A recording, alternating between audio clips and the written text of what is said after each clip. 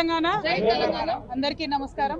ఇవాళ తిరుమలలో స్వామివారి దర్శనం చేసుకోవడానికి నేను, నాతో పాటు మా కుటుంబ సభ్యులు, మా జాగృతి కుటుంబ సభ్యులు, అనేక మంది తెలంగాణ వాదులు, ఆంధ్ర ప్రాంతంలో మమ్మల్ని అభిమానించేటటువంటి నాయకులు అందరూ కూడా రావడం చాలా సంతోషం.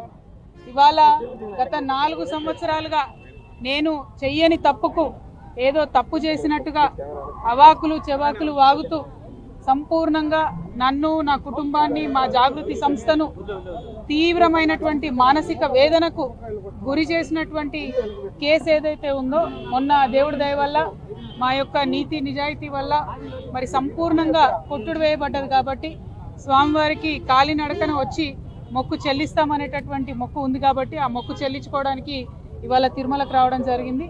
చాలా సంతోషం. ఎప్పుడు తిరుమలకు వచ్చినా మంచి జరుగుతుంది. మొన్న కూడా నేను జైలు నుండి విడుదలయ్యాక 3 నెలల కింద వచ్చి వెళ్ళాను. స్వామివారి దర్శన భాగ్యంతో సంపూర్ణంగా కేసే పోయింది. మరి ఇప్పుడు స్వామివారికి మొక్కు చెల్లించుకొని నెక్స్ట్ 2 నెలల లోపలే మరి తెలంగాణ రాష్ట్రంలో తెలంగాణ జాగృతి సంస్థ ఒక నూతన పార్టీ పెట్టబోతా ఉన్నది. కాబట్టి ఆ పార్టీ కూడా వెంకటేశ్వర స్వామి దయతోని అత్యద్భుతంగా కొనసాగుతుందని, తెలంగాణ ప్రజల సేవలో మేము ముందుంటామని, ఎటువంటి భేషజాలు లేకుండా అన్ని వర్గాల ప్రజలకు కూడా, ఎటువంటి భేదభావాలు లేకుండా అన్ని వర్గాల ప్రజలకు కూడా సేవ చేసేటటువంటి ఒక మంచి పార్టీని తెలంగాణ ప్రజలకు అందియాలనే ఉద్దేశంతో కూడా స్వామివారికి మొక్కుంటాము. పార్టీ పెట్టిన తర్వాత, మరిన్ని నూతన కార్యక్రమాలు తీసుకున్న తర్వాత ఖచ్చితంగా స్వామివారి దర్శనానికి మళ్ళీ వస్తూ ఉంటాం. అదేవిధంగా ముందు నుండి తెలంగాణ ఉద్యమానికి మద్దతుగా ఉన్నటువంటి ఆదినారాయణ గారు, పోల్తే ప్రతాప్ గారు, ఇట్లా అనేక మంది మిత్రులు మరి వాళ్ళ ఇక్కడికి వచ్చి జాగృతిలో చేరతామని చెప్పడం జరిగింది. మరి వారందరూ ఎప్పుడు జాగృతికి మద్దతుగా ఉన్నటువంటి వారే. ఇట్లా ఆంధ్ర ప్రాంతంలో కూడా అనేక మంది మద్దతుదారులు, మా తమ్ముడు కిషోర్ యాదవ్, వీళ్ళంతా కూడా ఇక్కడ వాళ్ళే. మరి వారందరి మద్దతుతో తెలంగాణ ప్రజలకు సేవ చేసే పార్టీ పెడతాం. తెలుగు ప్రజలందరూ కూడా బాగుండాలని అనునిత్యం కోరుకుంటాం. Thank you. జై తెలంగాణ.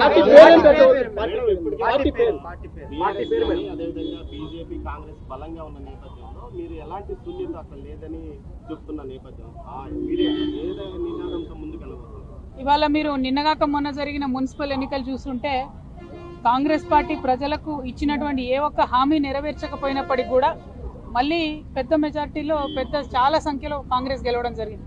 బీఆర్ఎస్ చాలా పరిమిత స్థానాలకు ఉండిపోయింది. బీజేపీ కూడా సేమ్ పరిస్థితి. ఎందుకు ఇది జరుగుతూ ఉంది అని అంటే, బీజేపీ కానీ బీఆర్ఎస్ కానీ ప్రతిపక్షంగా కంప్లీట్గా వైఫల్యం చెందినారు.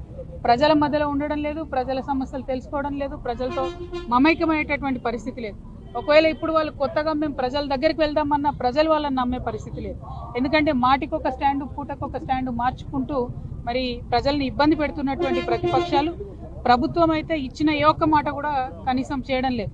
అటువంటి సందర్భంలో తెలంగాణలో ప్రజలు ఆల్టర్నేట్ కోసం చూస్తున్నారని మాకు బలంగా అనిపిస్తున్నది. మొన్న కూడా మేము చాలా చివరి నిమిషంలో నిర్ణయం తీసుకున్నప్పటికి కూడా మేము ఆల్ ఇండియా ఫార్వర్డ్ బ్లాక్ పొత్తుతో వెళ్తే 40 స్థానాలు తెలంగాణ ప్రజలు మాకు దీవించి ఇవ్వడం జరిగింది. సరే, ఎన్నికలన్నాకు వస్తుంటాయి, పోతుంటాయి, రిజల్ట్స్ అటు ఇటు అవుతుంటాయి. కానీ ఒక పొలిటికల్ పార్టీ అంటే ఆ ప్రజల యొక్క మనోభావాలను, ఆ ప్రాంతం యొక్క అస్తిత్వాన్ని, ఆ ప్రాంత ప్రజల యొక్క హక్కులను రక్షించడమే ప్రధాన ధ్యేయంగా పనిచేస్తాం. ఎన్నికల ధ్యేయంగా పనిచేయడం కాదు, ప్రాంత పరిరక్షణ ధ్యేయంగా పనిచేస్తాం. బీఆర్ఎస్లో తెలంగాణ ఉద్యమకారులను విస్మరించడం జరిగింది, తెలంగాణ అమరవీరుల కుటుంబాలను విస్మరించడం జరిగింది, యూత్ని విస్మరించడం జరిగింది, మహిళలు విస్మరించడం జరిగింది. సో వాళ్ళందరినీ కూడా ముందుకు తీసుకొని, దగ్గరికి తీసుకొని వాళ్ళ ఎజెండానే మా ఎజెండాగా ముందుకు వెళ్తాం.